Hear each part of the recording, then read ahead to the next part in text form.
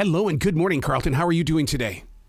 Hey, Arrow. I'm doing great. How about yourself? Doing fantastic. I'm so proud of you with this book, and the reason being is I'm here in the Carolinas, and we have Panthers as well. But you have taken the extra step in your life to say, you know what? I'm going to document this, and we're going to protect these Panthers even more.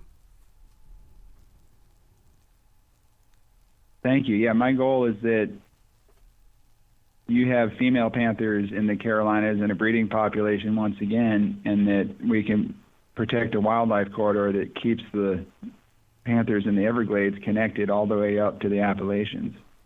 You know what's really interesting about this book is I never made the connection between the Everglades and the Panther. I mean, cats and water, but at the same, but it's so fascinating to go into these pages and study the pictures.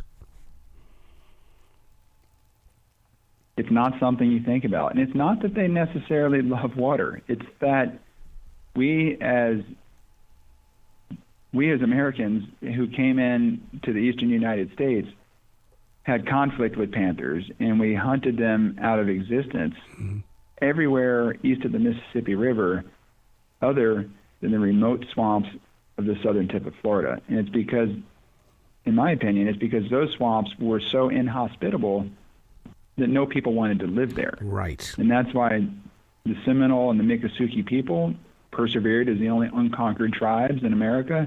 And it's why the Florida panther survived through decades of persecution to make it to be a protected species in the 1970s.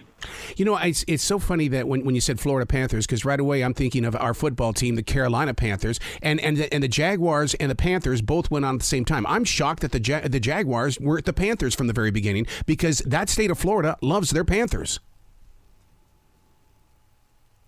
That's true. Jaguars are cool, not taking anything away from them, but yeah, that we have an original Florida story, and right now the hockey team, the Florida Panthers, is doing pretty well. Yeah. Yeah.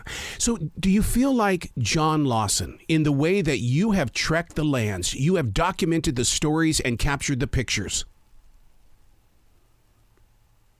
Oh, gosh. Well, I think some of the people I've documented are like that. There's a man in the book, Kerry Lightsey, who's a multi-generational rancher who, is a gun-toting, conservative protector of the land, who also told me that the Panther is going to help us save Florida. And there are characters and heroes that I've encountered and helped to share their stories that I think really give a lot of hope for the idea that we're all in this together. And in many ways, the Florida rancher and the Florida Panther are both endangered species in the face of ever-present development that is pressuring the land that they both need for their long-term survival.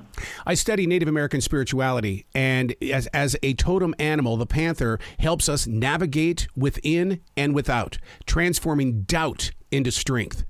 It's so true, because the panther really is a very powerful totem animal. That's so cool. I want to learn more about it from a broader perspective. I know that the native tribes here in Florida, the Miccosukee and the Seminoles, hold the panther very high in their culture. The Panther clan is the largest clan, and it's where the medicine men all live. And it embodies an idea of coexistence and sharing the land with the panther and seeing the panther as the guardian of places that I think has been lost on the Western mindset. And I'm hoping we can adapt more of that coexistence and that guardianship that the native groups hold. Isn't that part of the reason why you say that with the panther we sustain balance? Because without the panther, things aren't going to go right. Yeah, I think that's a good point. I mean, it's mainly that the panther is showing us what we need to do to save land for ourselves. If we do what we need to do for the panther, that's going to mean saving vast connected green space that sure benefits panthers and other wildlife, but it's where our water comes from. It's where our resilience comes from. It's where we get our food. It's what's going to give the next generations of humans a planet that's in balance. And we can look to the panther to show us how to do that. Now, the book itself, it also features other animals from Florida, which I found very fascinating because it was more than eye candy. I became the student, and then I became the conversationalist while going through your book. That's one of my favorite things about this process is learning how many different animals share the same trails as the panther. And it really makes the point. If you protect the path for the panther, you're saving the home for so many other species, hundreds of species, including the Florida black bear and otters and bobcats and alligators. One of the pictures in the book, there's an alligator walking through the swamp on a dry trail with a huge salamander hanging out of its mouth. And it's just the wildness and the beauty that's happening in these places, all in land that is protected by the biggest home range of the Florida panther.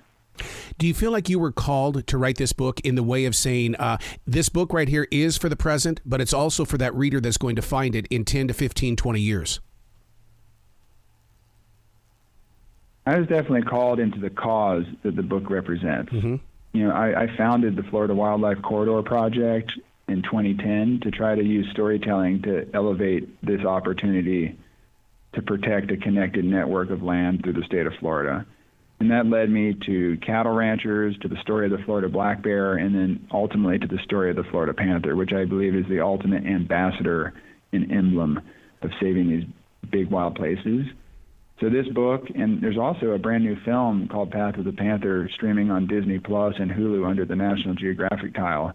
Both of these publications give us a great chance to share this story with wider audiences and continue to grow the movement, not just to save the wildlife corridor in Florida, but to inspire protecting a balance of conservation lands and development throughout the rest of the country. Speaking of protecting, a book like this serves as an invitation that can be sent all around the world. Are there rules in Florida that will keep the masses away from these panthers in their natural surroundings?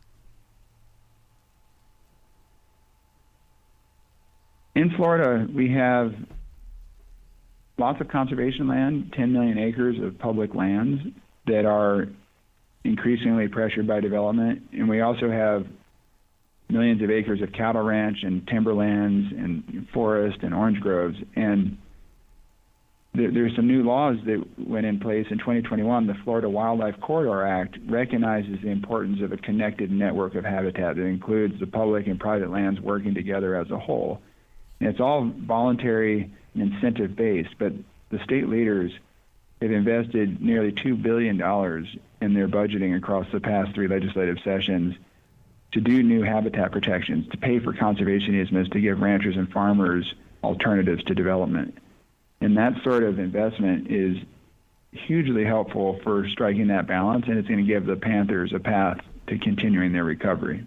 Wow, I'm just so proud of you. Where can someone go to find out more about you, Carlton, and find out about this whole entire project? Because they're hearing the conversation, now they want to learn more about the journey.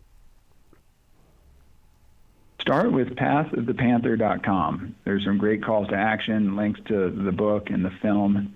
If you want to connect with me on social media, it's just my name, @CarltonWard on Instagram, Twitter, and Facebook. But yeah, please help spread the word and share the story. My hope is that we're going to have a connected green space from the Everglades all the way up into the Appalachians and the Carolinas where this can all be reconnected once again. Oh, I love your view. Please come back to this show anytime in the future. The door is always going to be open for you. Thank you. Looking forward to staying in touch. Let me know how you like the film if you get a chance to watch it. Oh, I'll be there. I'll be there because I've got Disney Plus. So I'm going. Awesome. Thanks so much, Arrow. Have a great afternoon. Great day.